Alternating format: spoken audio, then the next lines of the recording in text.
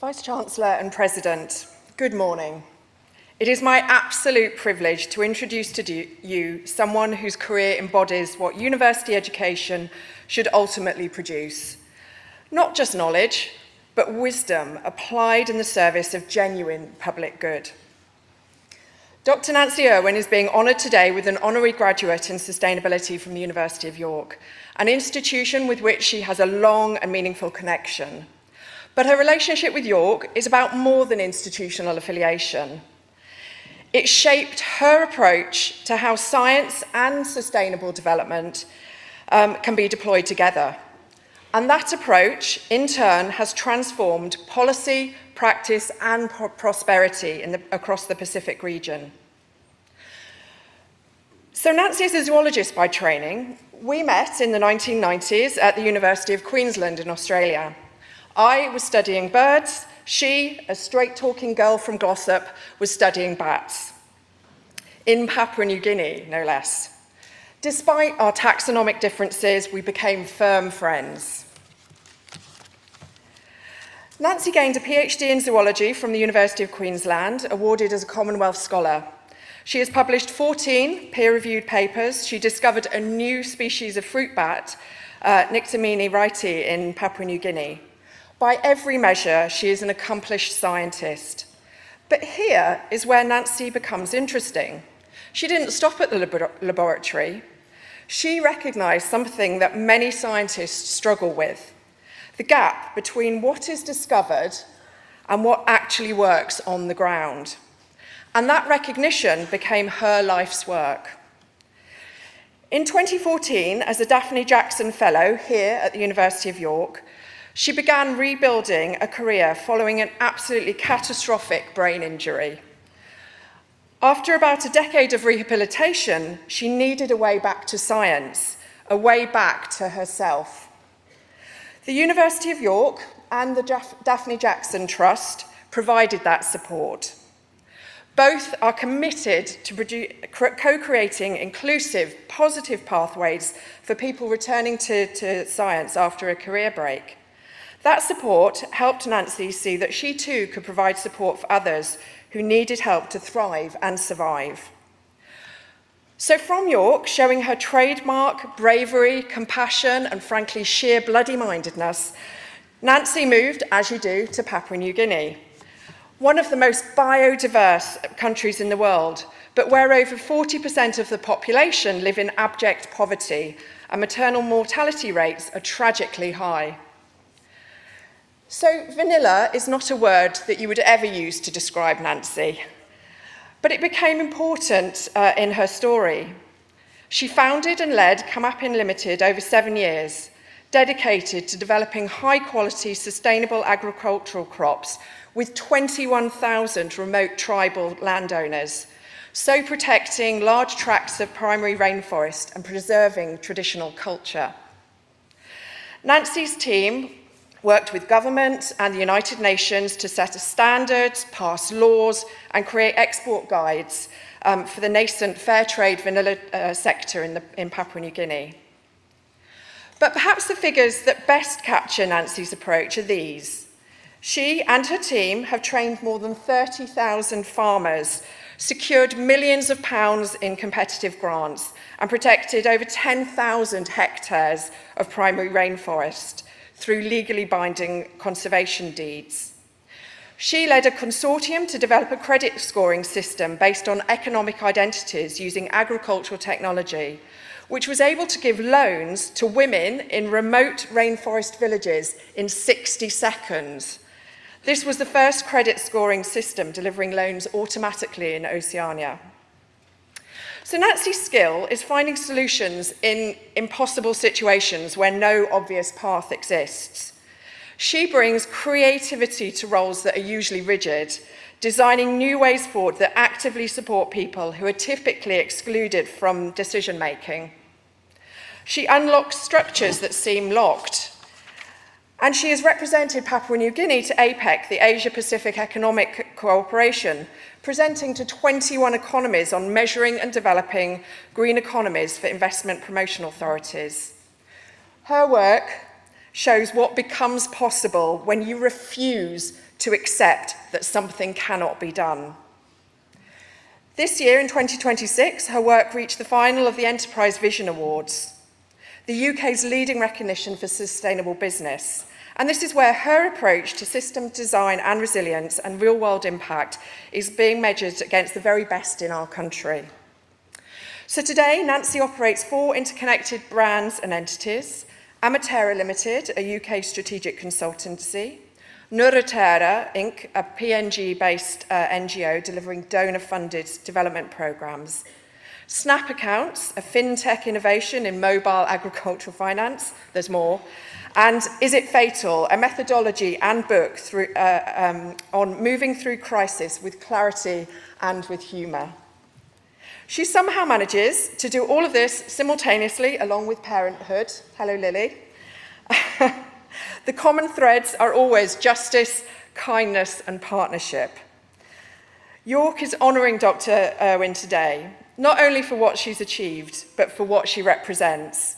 An alumnus of this university who took the tools of science and the discipline of strategic thinking and deployed them in the service of people and systems and places that desperately need both. And this is the return on investment from organisations that take risks on people with vision and resilience. She embodies the ideal that universities should aspire to support people who bridge knowledge and impact, theory and practice, vision and delivery. For all of these reasons, Vice-Chancellor and President, it is my real pleasure to present to you Dr. Nancy Irwin for the degree of Doctor of the University Honoris Causa.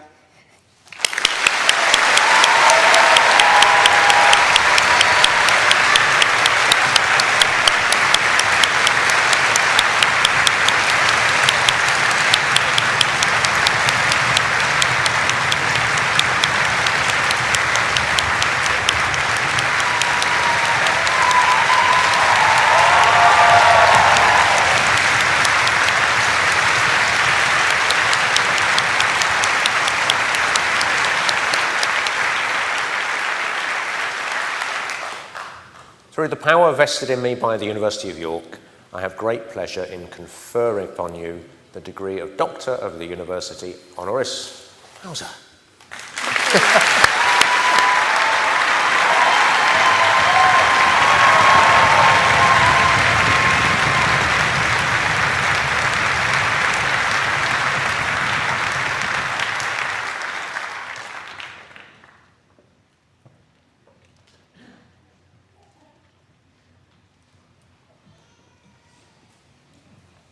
Well, thank you, everybody, and thank you, Kate, and the Vice-Chancellor, colleagues, families, and most importantly, graduates, good morning. There's moments in life when you're terrified. You feel like one wrong move ends everything. Well, you're wrong. I fractured my skull in my honours year, and then just before I finished my PhD, I was impaled through the brain. Apparently, I have excellent instincts for avoiding graduation. I finished anyway. My PhD took me 18 years. Here's what that taught me. Your life will go wrong more than once, and almost none of it is fatal. But I did not get through it alone. When I was broken and unemployable, I asked for help. The Daphne Jackson Trust said yes, and York said yes. The trust exists for one reason: to bring people back to research after a career break taken through illness or through caring for someone else. They do not look at the gap on your CV and see a problem. They look at the person and see who's got more to give. They gave me a fellowship, York gave me a home, and between them they handed me back the career and the life that I thought I'd lost. People are kinder than you think, you just have to ask. But being helped only counts if you pass it on. So when I went back to Papua New Guinea, where I had spent much of my time catching bats as a PhD student, where I had met people and fallen in love with their culture and traditions, their way of life, I realized there was a problem.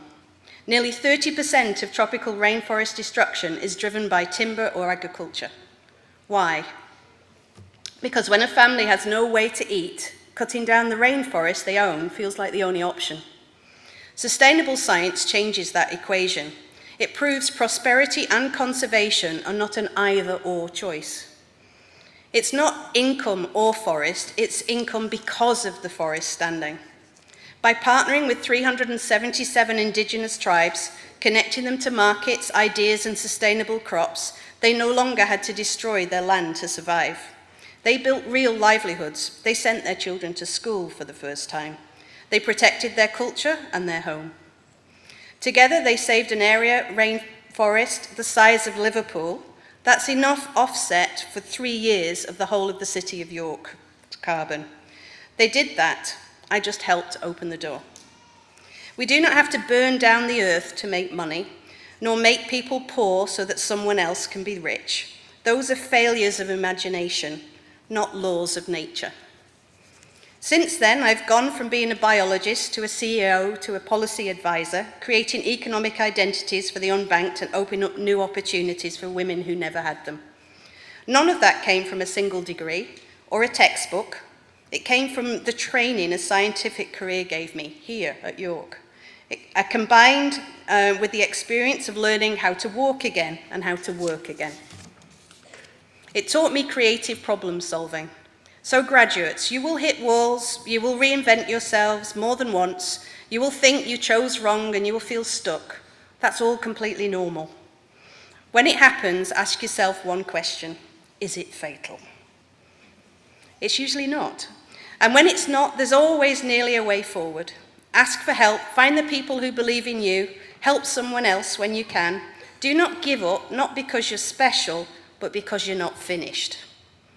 Most of us never get that lightning bolt moment where the world comes into sharp focus and tells us what it is that we should be doing.